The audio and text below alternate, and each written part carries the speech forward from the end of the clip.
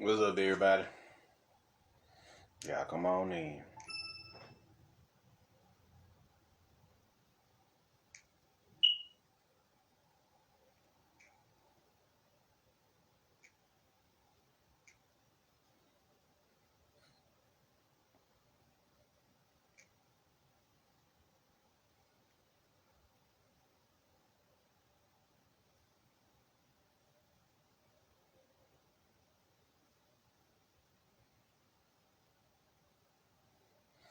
What's up, Ray Quill? What's up, M Time? What's up, Urieka? What's up, Amani? Everybody, y'all come on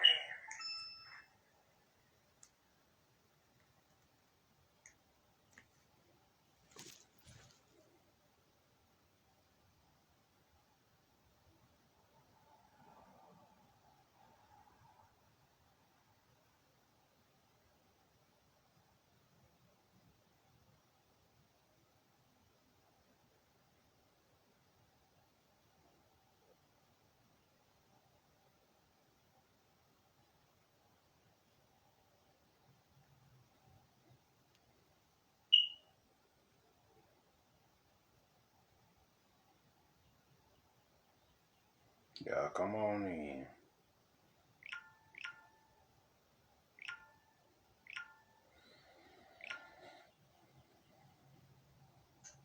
What's up, Rupert? What's up, Ty?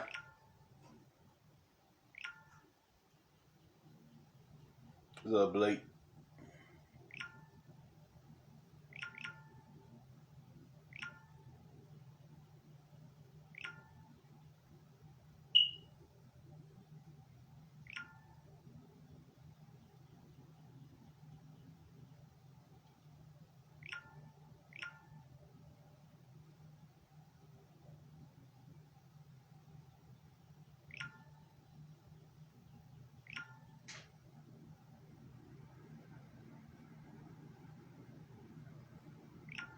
What's up, Pamela? What's up, Jantriel? What's up, Ray Ray?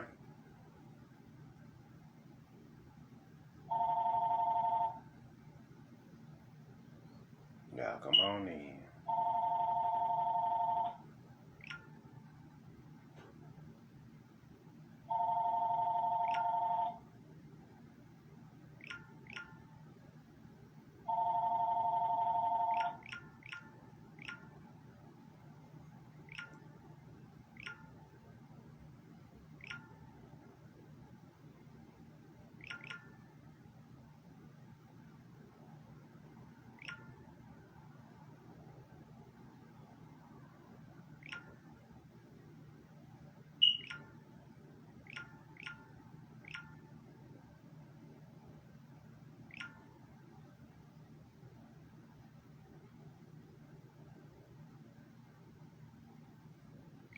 Y'all come on in.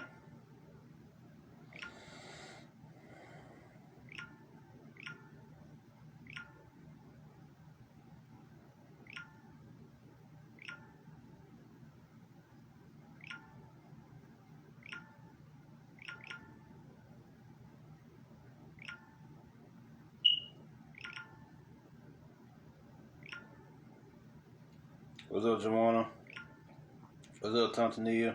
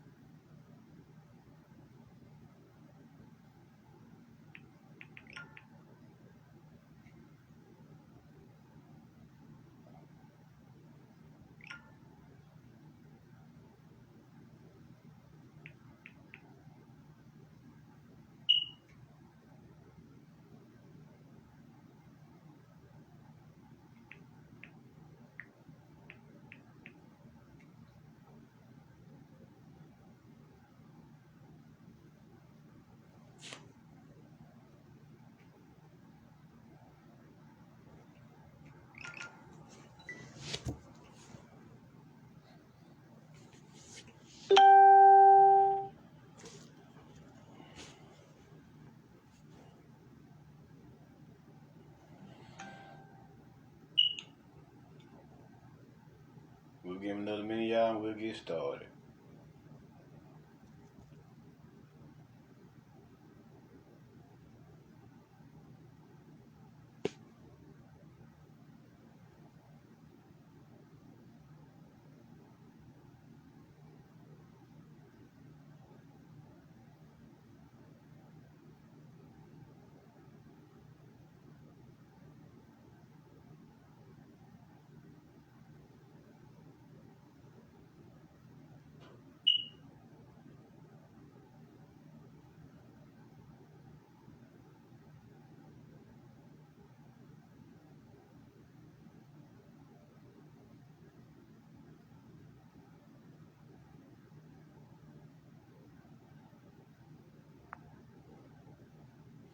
All right. How about we begin? Little Ryan. Now, today's lecture is called Leprechaun's Prosperity. Let's get it. Well, first thing first, what is a leprechaun? A leprechaun is a mythical creature who is known as a pygmy fairy. You see what I'm saying? Pygmy fairy. Of course, most of y'all have seen leprechauns, but I'm going to show y'all a few pictures of them just so they can be on camera. And we're going to go from there.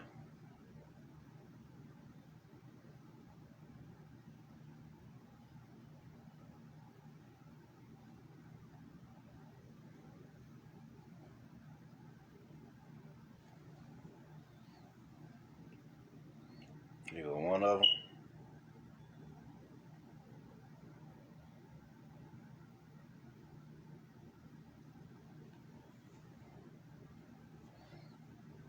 Here go another one.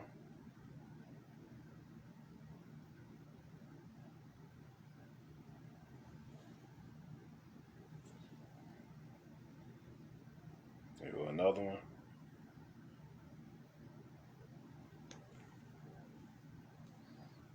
Last one.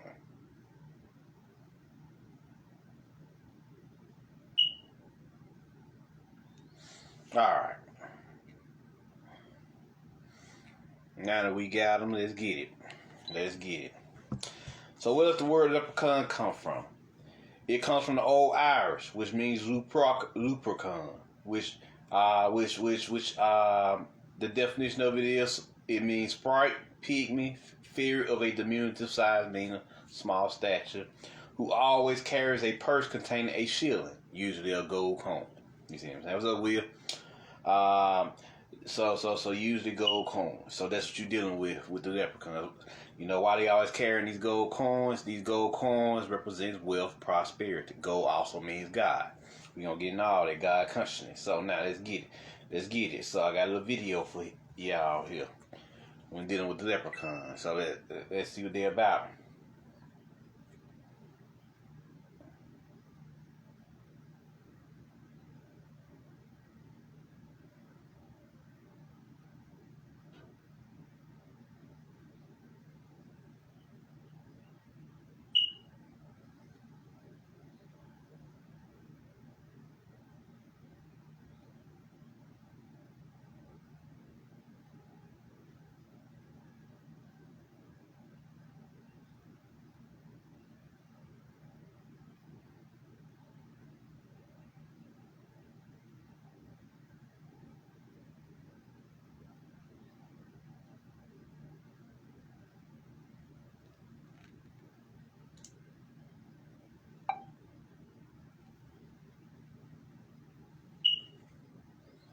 Here we go.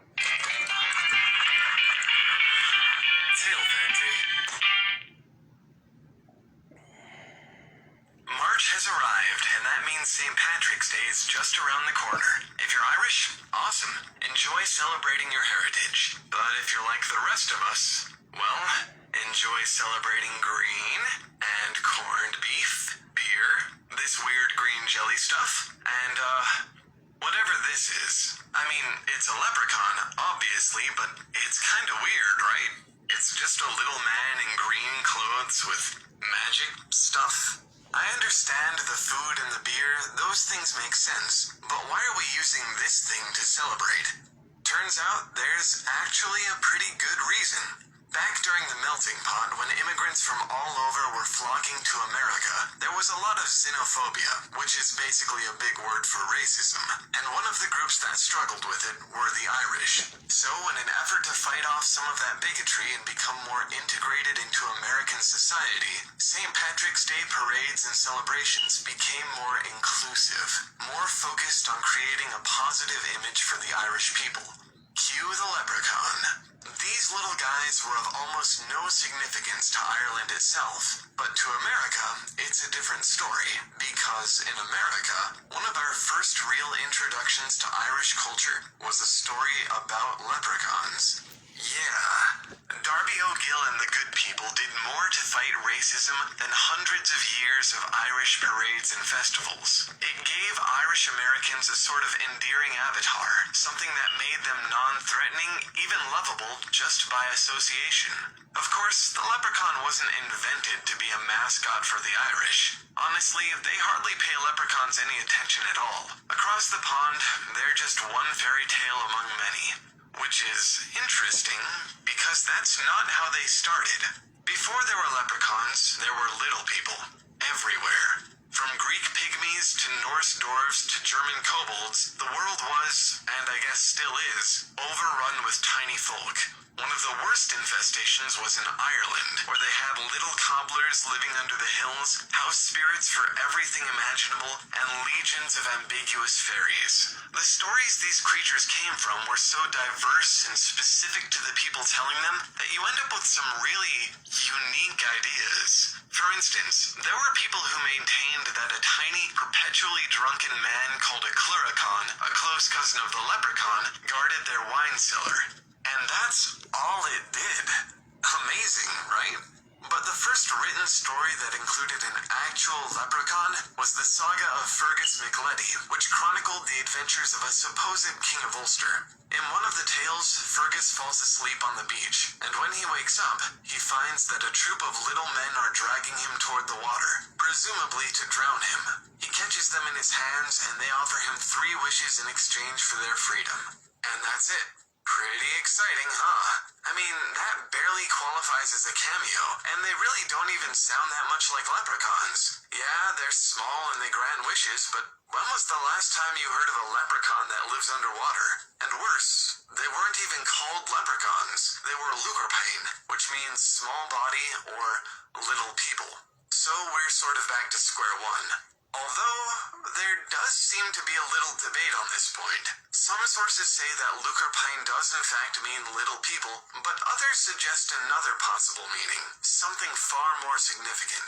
We'll get back to this, but first we need to go way back to a time before little people, before Irish fairy tales, before Ireland itself. Our story really starts with the Tohededanin, the tribe of the gods. Legends say that some of Ireland's first settlers were a race of beautiful, godlike figures who landed on the shore shrouded in a great mist. When they arrived, they burned their ships, subdued the native tribes, and made the island their home. And they were good rulers. Like anyone, they struggled with warfare and dissent, but their people were safe and happy, in no small part because their kings were basically gods. One of the more important figures among the Tohededanin was Lu, a high king and war hero who has since become the patron god of light. Among many things, he was known for his mastery of all crafts and for being a trickster. When he died, he left his kingdom in a state of relative peace, which persisted for many long years after. But everything changed when the Milesians attacked. They landed on Ireland and a war immediately broke out between them and the Tohededanin. It lasted for years, but eventually the invaders won out and banished the Tohededanin beneath the Shea Mountains, where they became the Aeschi, the people of the mound. As time moved on, the people of Ireland began to drift away from their old mythology. Legends of the Tohededanin became fairy tales, and new creatures began to take their place. And so, the little people of Ireland were born, caricatures of the gods who had once ruled. So, back to that first appearance of the leprechaun, the Leprechaun. The word might not actually mean small body.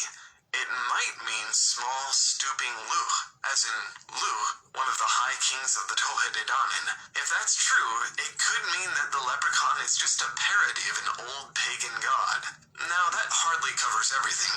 What about the crock of gold at the end of the rainbow? The green clothes, the affinity for alcoholic beverages? Well, a lot of that just comes down to the fact that this is a folktale. As people heard these stories, they had a tendency to embellish them, to make them personal by combining elements from stories they've heard in the past and things from real life. In a way, folktales and fairy tales are like some of the world's oldest fan fiction.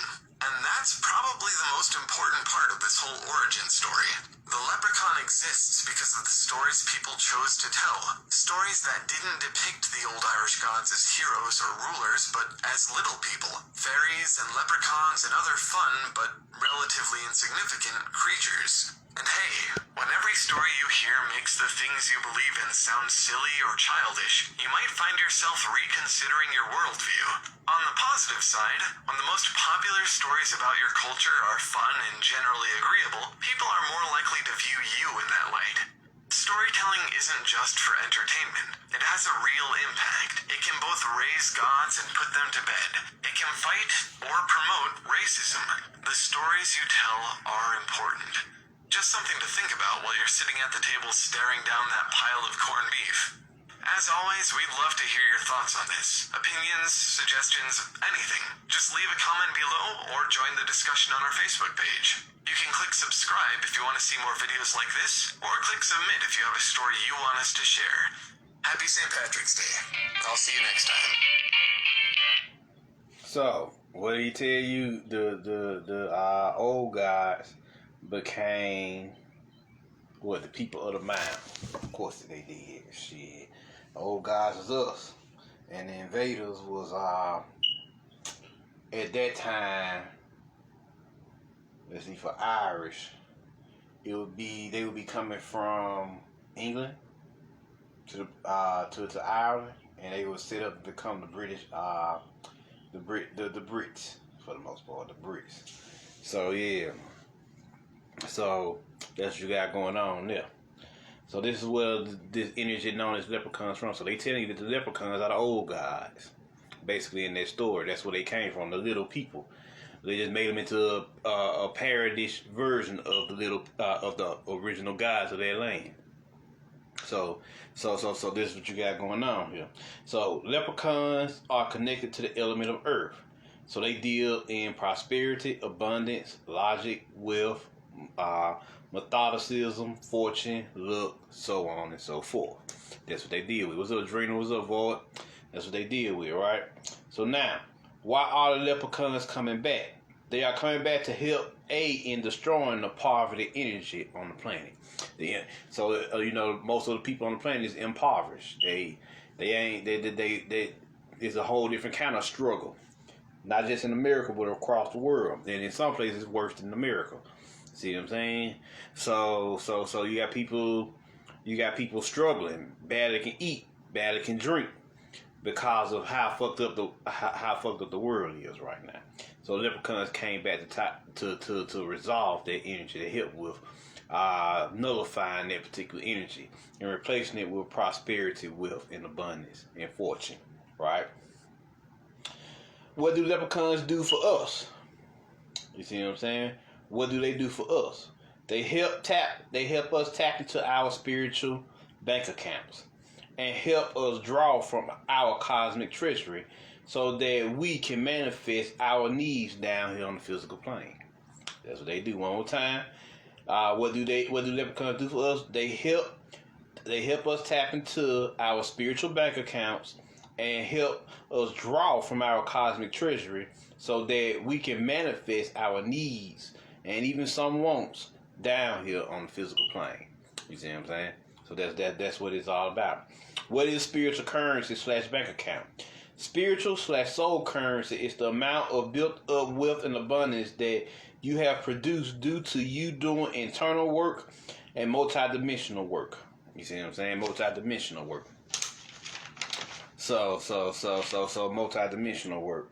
So, we all have a cosmic treasury and spiritual currency that emanates from that cosmic treasury that we can draw upon and utilize and to help us with our needs down here. One thing your spirit gonna always help you take care of is your needs.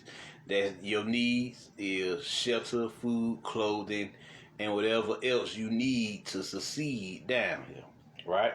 So now, what do I mean by this multidimensional energy? We multidimensional beings. You're not just doing work on Earth, you're doing work everywhere across the cosmos, right? And so just like you do work, just like you go to the plantation and go to a job and get paid for it, it's the same principle. That's just a perverted version of it, but it's actually the same. It's based off that particular principle of what you do in the cosmos. When you do work, you receive what? Treasures. Them treasures of heaven. We're gonna get to that.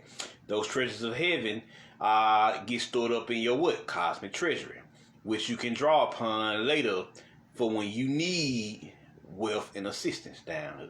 You see what I'm saying? Wealth and assistance and abundance. So, let's get into this multidimensional energy. Let's show them how we multidimensional beings here.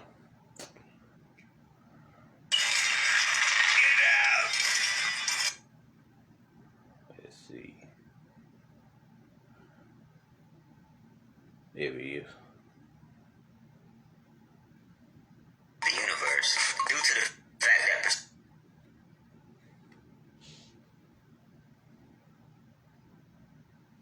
Let's get it.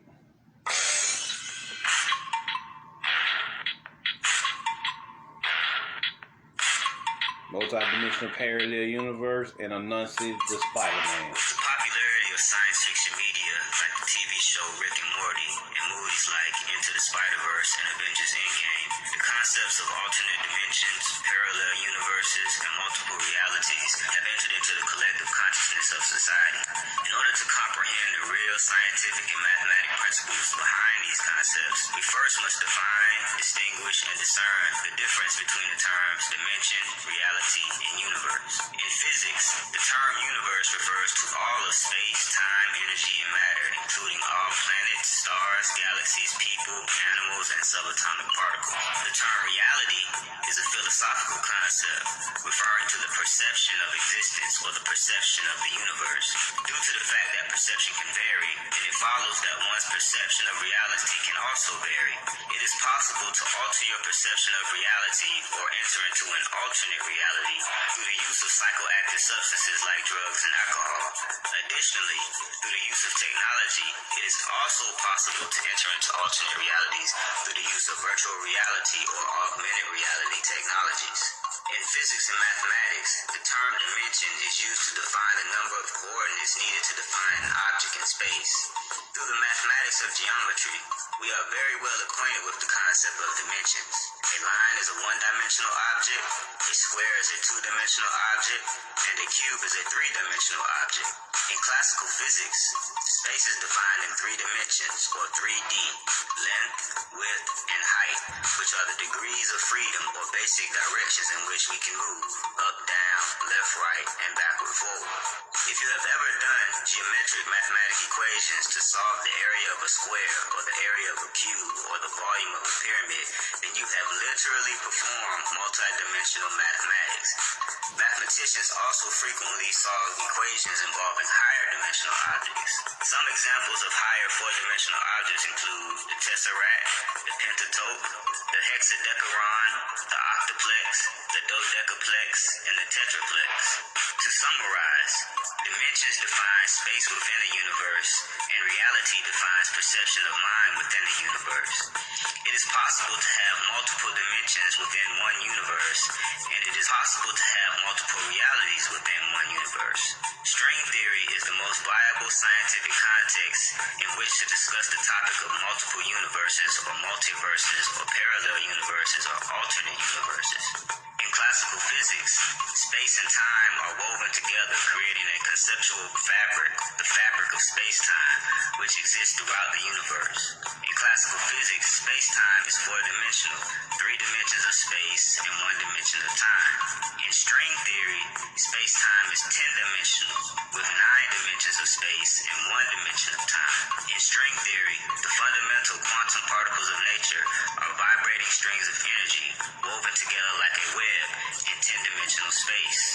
At the intersection of each node on the web exists a universe, and a collection of all the parallel universes universes makes up the multiverse. Thus, in string theory, traveling between alternate universes would involve developing the means to travel across quantum strings through 10-dimensional space-time. Concepts within the scientific cosmology of string theory mirror concepts which are part of the mythological cosmology of the African deity Anansi the Spider-Man. Some of the most important cosmological stories from West Africa involve Kweku Anansi Kokoro, which means the great and wise spider who was the designer. Anansi the Spider-Man, with his symbolic 8 legs, 4 fundamental particles, and 4 fundamental forces, is said to be the designer and weaver who combine all the strings to weave the web of energy that permeates all of existence. Like vibrating quantum strings fill 10-dimensional space-time in string theory, the spider is capable of filling an empty space with an intricately woven web. Only the spider can travel to any point on the web without getting stuck. And so, it may be through studying the great and wise spider Anansi that we may gain insight on how to travel interdimensionally to parallel universes through the web of quantum strings in 10-dimensional space-time.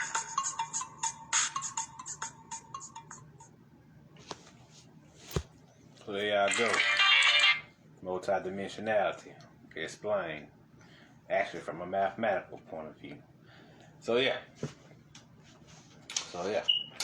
So now y'all understand how this energy works. You're doing work on all dimensions because you're a multidimensional being.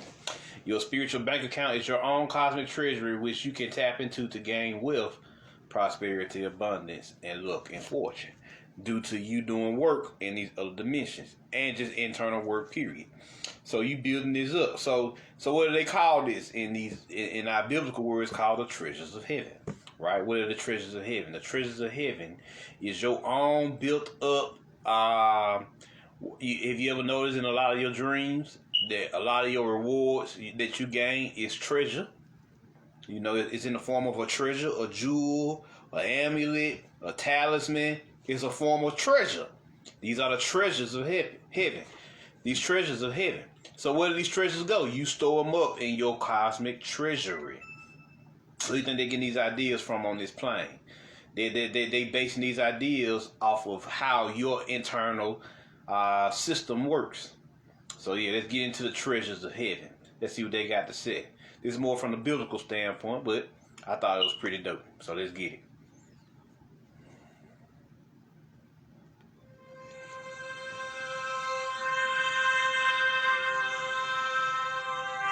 Lay not up for yourselves treasures upon earth, where moth and rust doth corrupt, and where thieves break through and steal.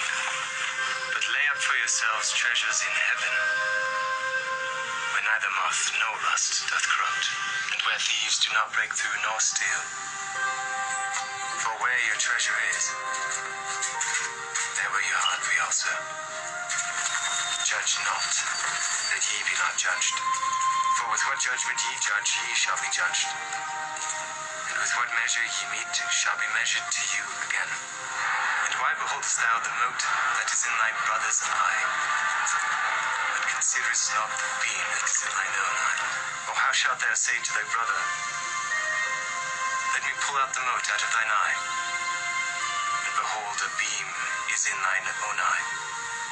Thou hypocrite, first cast out the beam out of thine own eye, and then shalt thou see clearly to cast out the mote out of thy brother's eye.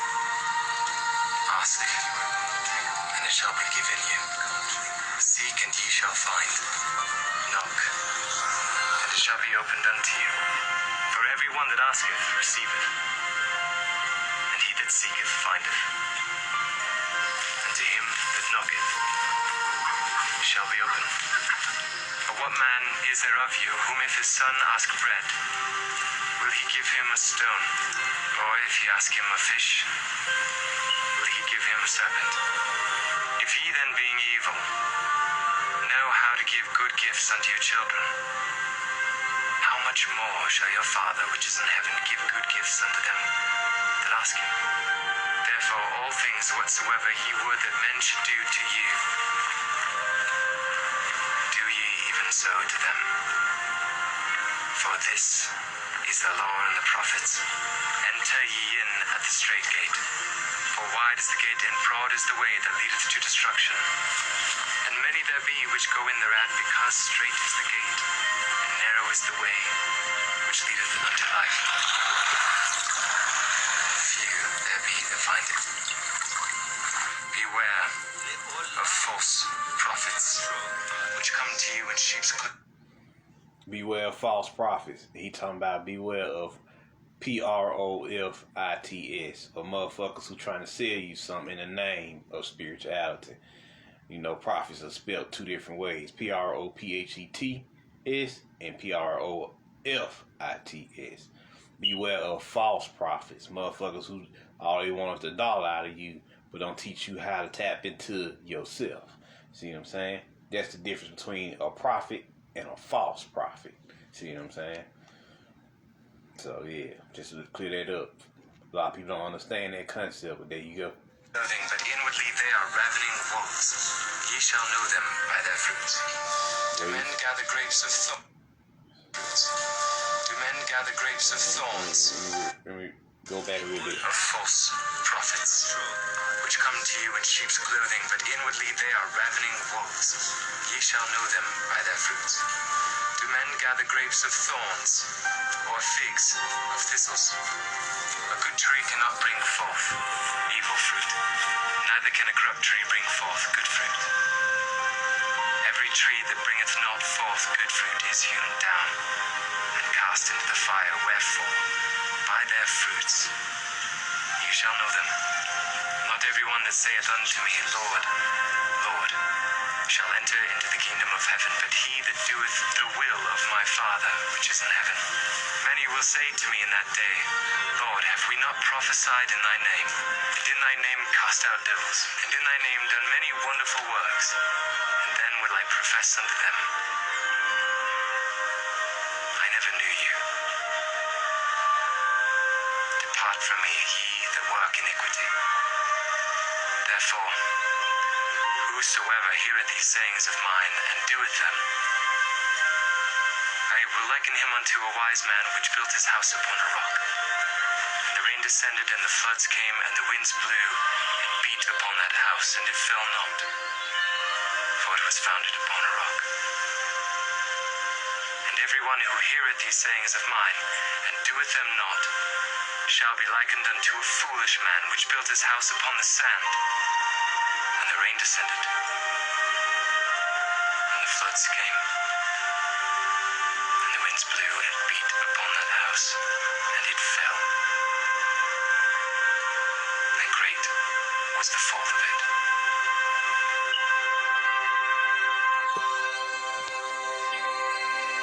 So there you go. Treasures in heaven. He said right there. Don't focus on building no treasures on earth. Focus on building no treasures in heaven. And earthly treasures will reflect your treasures in heaven. You know what I'm saying? All you're going to need is a catalyst to pull them down, you know, which is where the leprechauns and everybody come in. What's up, Demi? That's where everybody come in. What's up, GG? So now, let's talk about lessons from the Leprechaun movie. Y'all know the Leprechaun movie is very unique, very interesting set of movies, but it's only one real true lesson. Two true lessons in the movie. I said two. The Leprechaun movies teaches you two things, and two things only. Number one, do not give into your greed. Number two, if you give into your greed, then your greed will consume you. If you don't give into your greed, then you will be one of the freest people on the planet. Example, let's watch the part of the Leprechaun movie where Cuz gave into his greed, and we're going to watch another part of one of the Leprechaun movies where old girl didn't give into her greed, and you're going to see the different energy. And I'm going to tell you the science behind this. So check this out. Come on, you know the routine. You're caught. You owe me 3 wishes. Sporty, we gotta go get Bridget now. I know what I'm doing. I want my 3 wishes. 3 wishes, Sporty? No, you're screwing it all up. Don't worry about it. We'll all get what we want. They stop. Not yet. Not till I get my wishes. Now, I'm gonna ask you for $1 million. even $1 billion. But no, what I think I would like is your crummy pot of gold. Morty! Stop it! You hear me in there? I want your gold. Morty, don't do it! Let me out of here! Oh, it's a greedy man I'm dealing with. Don't! Are you sure you want it? Oh, I'm sure. My first wish is for your gold. So be it.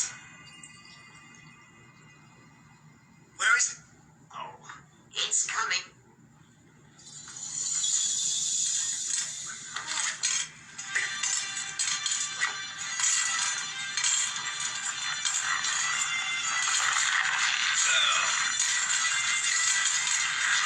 Get out!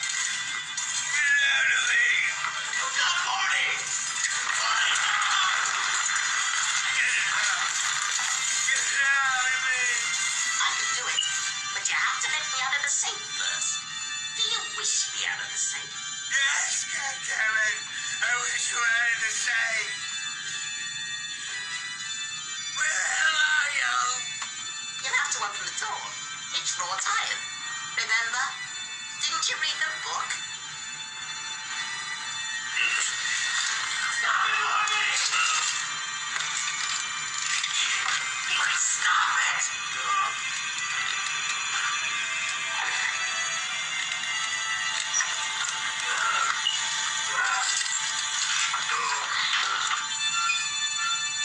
Your second wish has been granted. Get it out! Get out! You see, you shouldn't be so greedy. Get it out of me! Get it out! So, is that your wish? Yes! Yes, yes! I wish you to get it out of me! Very well.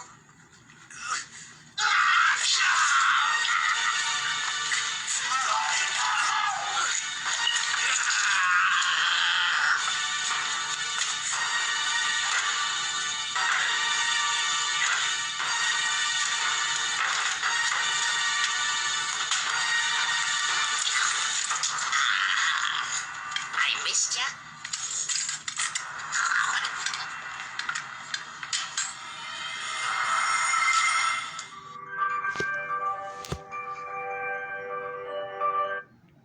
So now, let's see what happens when you actually give the leprechaun his gold. When you don't give into your greed, see what happens.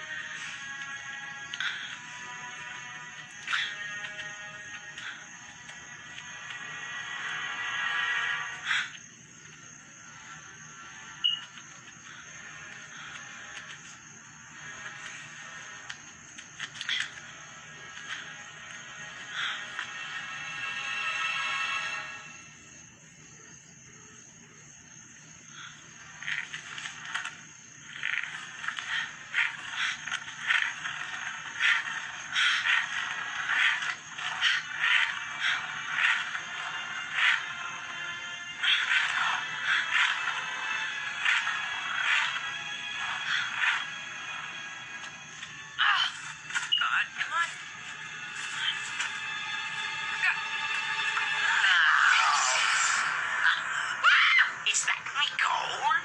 What the hell are you? I'm a leprechaun, me dear. Here, this is what you're looking for, right? Me powers are returning. Sounds like me gold.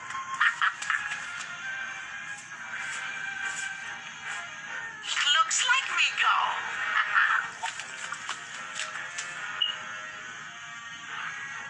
It smells like me gold. It tastes like me gold.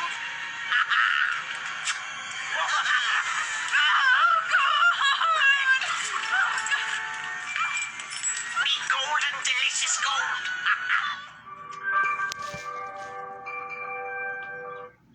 So now, as you can see, She gave him back his gold, and he was overjoyed.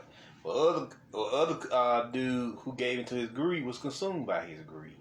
That's the lesson of the leprechaun. You know, you get your wealth, you get your abundance, you get your prosperity, but don't overdo it.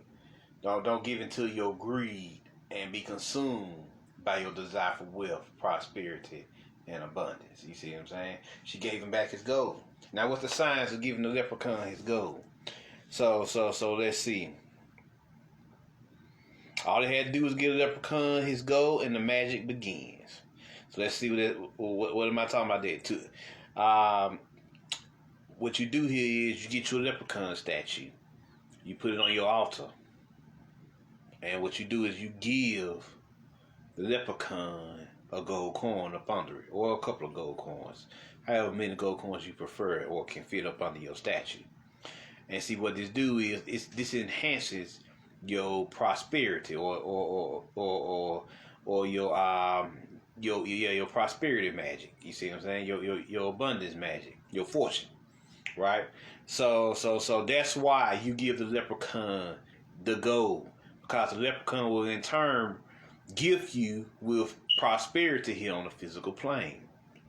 That's the science behind giving the leprechaun their gold. You see what I'm saying? They'll get you a leprechaun statue, and then you put it on your altar, and you give it, and to enhance the magic, to make it stronger, you give it gold coins. Now, do it have to actually be a gold coin of value? No, it just has to be a gold coin. All leprechauns care about is the gold, the energy of gold. They don't, and as long as it's a coin, you see what I'm saying? Mainly a coin. They don't really care about whether it's worth something to us as humans. You see what I'm saying? That means nothing. It may be worth a gold dollar to us, but they don't give a damn about the dollar, the US dollar. They care about, is it gold? Does it have the energy of gold? Is it made of gold energy? You see what I'm saying? That's all they care about. So let's continue here. And why do they care about the gold energy? Because gold energy is God consciousness, and gold is the frequency of wealth and prosperity in their eyes. So yeah.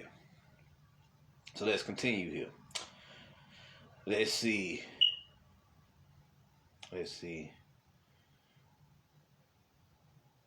Yeah, get your, I said that. You want to increase the magic, then get you some gold coins. Yeah, I said that.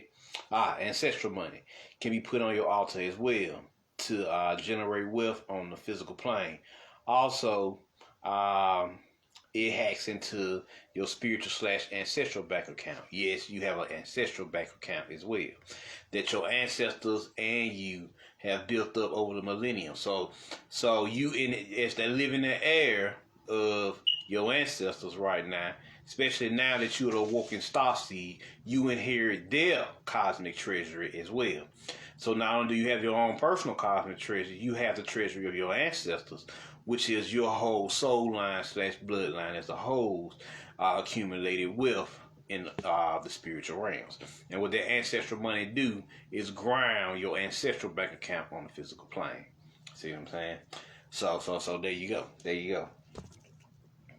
So now, let's continue here. Now, another story I got for y'all. This is a spiritual experience I had, what me and my homegirl had. When we was working with the Leprechauns. It was about 3-4 years ago. We call it the Cosmic Heist. Me and my homegirl and the Leprechauns did a job to rob the Cabal treasury of all their gold and wealth. This replenished all the cosmic accounts for the starseeds and has manifested in the form of stimulus checks for the people. That's why the Cabal has to give you these stimulus checks right now. What does stimulus mean? It means to stimulate. Their system is following, of course, we know that. But why are they giving you money? They're giving you money because these leprechauns came back. They stole their gold back because they stole it from the leprechauns anyway, and us. So they stole the gold back, and now has manifested in the form of these stimulus checks they gave you.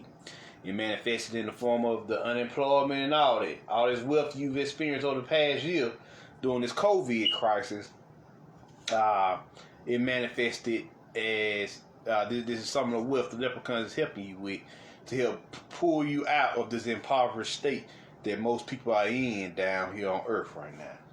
So that's what that's about. So now,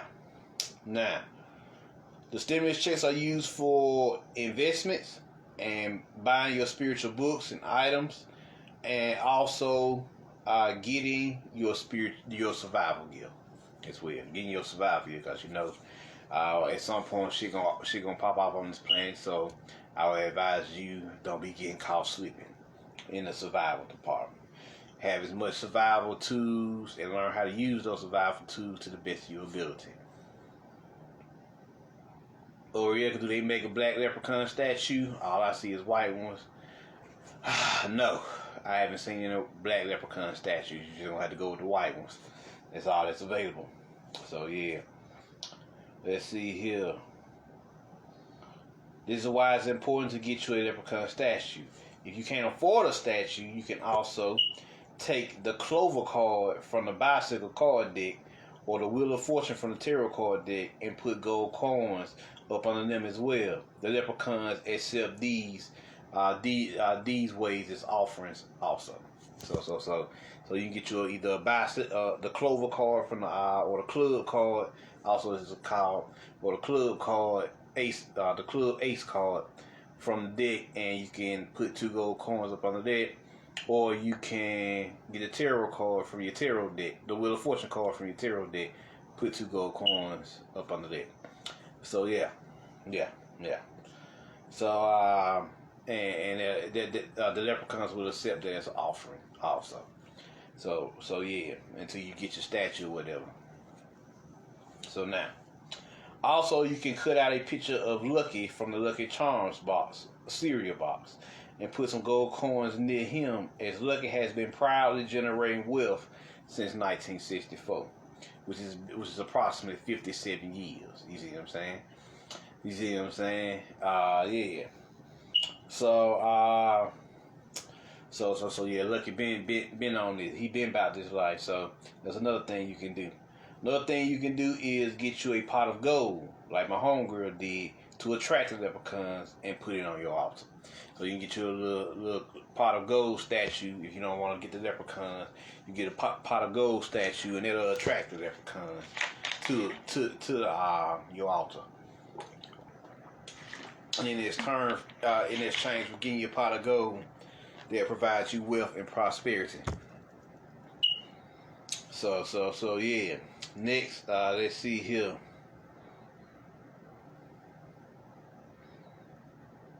Postscript, the gold coins. Yeah. They don't have to actually be like of monetary worth to them. You see what I'm saying? They just gotta be gold coins. I said that. So next, leprechauns are connected to the Rainbow Bridge, which is your chakra system. Also your auric field, your electromagnetic auric field, which emits rainbow color radiation, and also the rays of light, in which they travel on to reach their goal on the other side. The goal is your God consciousness, which you awaken. So the leprechauns can help you with your internal alchemy and lead you to God consciousness. Internal wealth, God consciousness / internal wealth that the leprechauns are leading you to. So yeah, so let's check that out. So let's check that out.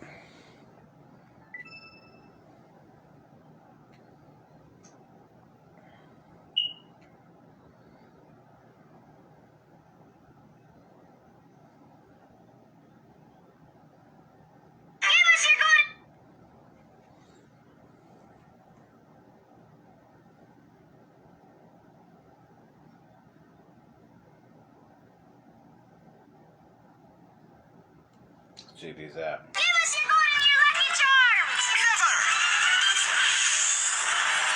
Where'd he go? He should be at the end of the rainbow. Oh, come on! This St. Patrick's Day, you can find me gold on select boxes of cereal. They're magically delicious. Come on, you know the... So yeah, that rainbow energy is very real. And it just so happened he had his Lucky Charms in a gold pot. You know, a gold pot. You know, the pot is your pineal gland, where all your God consciousness lay. The gold itself represent your storehouse of godlike power, and the pot is your pineal gland. So yeah, you can next thing you can do is you can also listen to self-hypnosis tapes that generate wealth. Now, how you generate wealth, you can also create a vision board as well. But I'm going to tell y'all how to do this. What you do is you create what you want. Write down what you want, create your vision board of whatever you want. Say, for example, you want your house, you want your car, see how much it costs, create your game plan, write it down on paper. But you also create your vision board. Why do you create your vision board? So you can visually see it every day. And then what you can do is, like what I did with this particular phone here, is I created me a vision board for the background. See what I'm saying? Vision board. What does the vision board do? The vision board gives you visual prowess or visual ability to see what you want and need every day, giving your subconscious mind something to work with. Another thing you do, you can visualize your vision board, and when you conjure up the vision of your vision board in your mind, what you're supposed to do is you're supposed to push it back into your subconscious mind. That is you, that fulfills the signs of you planting the seed in the womb. You see what I'm saying? Planting the seed in the womb. So you're pushing your visual image back into your subconscious mind. Once you push it back into your subconscious mind, from there, all you need to do now is feed it your desire and emotion. Once you feed it your desire and emotion, this will prompt because remember, your subconscious mind feed off emotion. It don't feed off logic like your conscious mind do. So once you feed that emotion, that desire, that feeling, then it'll absorb enough of that energy, it will actually bring that vision board to life. You see what I'm saying? It will bring that vision board to life, and begin the process of events in your life that will lead to you gaining this wealth. You see what I'm saying? Or gaining this prosperity and achieving those material things you need down here. Because now you're accessing your cosmic treasury. Because your cosmic treasury is in your subconscious and unconscious mind. So yeah. Rupert, I painted some pennies gold. With their work, I think you have to talk to the Leprechauns on will they work with gold pennies. You may have to just order some offline. They usually cost you like $1 or $2 or whatever. You get them off Amazon, a couple of gold coin dollars, or you can just find a gold coin somewhere. Get you two. They can be casino coins. If you got casino down there, go get you 2 casino coins or whatever. And bring them home. So bring them home. So yeah. So now another thing you do is build you a spiritual finance team. Now, my spiritual finance team consists of Clover, which is my leprechaun statue. That's what I named it, Clover. Lakshmi, the Hindu goddess of wealth and prosperity and fortune. Ganesha, also the Hindu god of wealth, prosperity, and fortune. Tashi Fortuna, which is the Greek/Roman goddess of prosperity and fortune, also known as Lady Luck. And then you got Hote, the Laughing Buddha. You can get you a Laughing Buddha statue as well, and put 2 gold coins up under that. And they also work cause the Laughing Buddha also supposed to generate wealth and prosperity, and his name is Hote, Hotei. So these are just some of the things you can do to generate this wealth down here. Just some of the magical things you can do on this cycle. I know a lot of people is having a hard time generating wealth. There's no badder motherfuckers down here for real than these leprechauns. I mean, you got the goddesses and goddesses as well. But the baddest motherfuckers down here that will get you your wealth as long as you work with them, or help you in getting your wealth as long as you work with them, is the leprechauns. You see what I'm saying? What's up, Bobby? So yeah. So now in finale, the leprechauns have come back to help you generate wealth, luck, and prosperity and abundance, so they can help you pull yourself out of this poverty energy that's on the planet. So if you facing poverty right now, you feeling helpless. Another reason why you create the vision board. Whenever you feel their helplessness, their sadness, their poverty, don't let that emotional energy go to waste. Send that emotional energy into your subconscious mind and visualize that emotional energy entering into the image of your vision board and your game plan. You see what I'm saying? And so that will empower it. Don't just let those emotions go to waste. See what I'm saying? So you gotta take every opportunity to empower those images with your emotional energy, your desire. You see what I'm saying? Cause your subconscious is spun off emotion and desire, off feeling, off energy and motion. So when you feel these things, you feeling down, you feeling sad, you feel like you want to cry, don't waste those emotions. Feed those emotions to your vision board, and you're gonna come to find out that once you feed those emotions to your vision board, you give them something to do. Instead of, emotional release is fine and all, but how about let's practice giving those emotions something to do.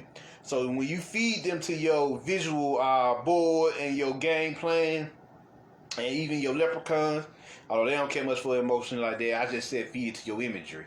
Because that's what our subconscious needs. That's the fuel it needs to empower those images so it can create the reality that you want, the wealthy, prosperous reality that you're trying to achieve, or that you're working to achieve and create.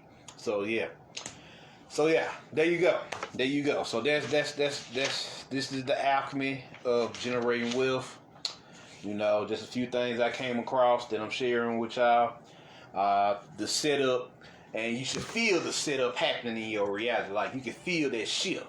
You like as I fed my vision board enough emotional energy, there was a wormhole that opened in my subconscious mind, creating a vortex, a vacuum of energy. You see what I'm saying? A vacuum of energy, a portal, and this portal leads to what? Your cosmic treasury. You see what I'm saying? It's cosmic treasury. So now you're pulling this cosmic energy, this cosmic currency, this spiritual currency, this soul currency down to this plane. You're grounding it down here where you actually need it. You see what I'm saying? So this is the secret to generating wealth here. This is the secret to generating wealth and prosperity. So y'all let me know how it go. I know a lot of people who got their leprechauns. I remember the day I got my leprechaun, y'all. The day I got my leprechaun, I received a lot of wealth and abundance and just donations, and I was selling something. I think it was 100 sacred names, and my wealth just exploded, and it was just on my porch. I hadn't even put it on my altar. So my teacher, he said he placed his on his altar. I was telling him about the leprechauns. He went and bought him one, put one on his altar. Now all of a sudden he hearing whispers of great wealth coming to him now. And he don't even know where it's gonna come from, but he hearing those whispers, so he's looking out for it right now. So yeah, anybody who bought those leprechauns that are generating their wealth, another homegirl of mine, she bought her leprechaun. She invested in the cryptocurrency, made a nice little chunk of change on that. So don't get it twisted. You get your gargoyles for self-defense and you build up your security force, but you get your leprechauns to build up your spiritual finance team. You see what I'm saying? Your spiritual finance team, which is actually technically your fairy, pygmy finance team. You see what I'm saying? Because leprechauns are classified as another form of fairy, actually. You see what I'm saying? So there you go. So I hope this helped. I hope this helped you get them lucky charms you're looking for. Help you find your pot of gold on the other side of the rainbow. So yeah, with that being said, this pretty much concludes this lecture. Any questions? Any questions?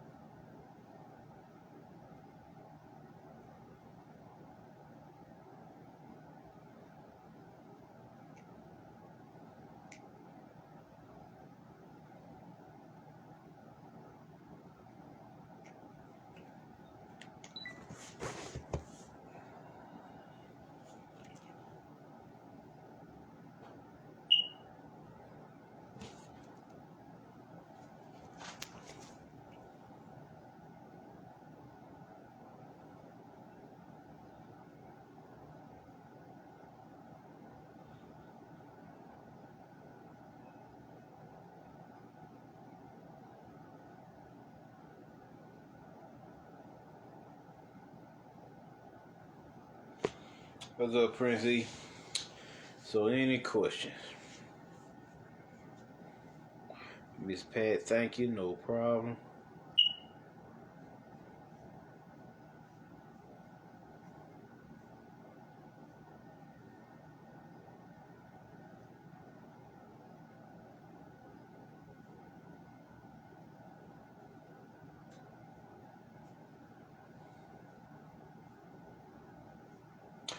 Alright, y'all don't have no question. I'm Marvin Jones. Y'all put the word out, share this with your friends. If you want to hit me up for the Dr. Your book, holler at me. If you want to just check out my occult lectures, hit me up on YouTube at the Midnight Water. And you just want to support, you can Cashapp at mcjnetwork. And I'm out. Peace.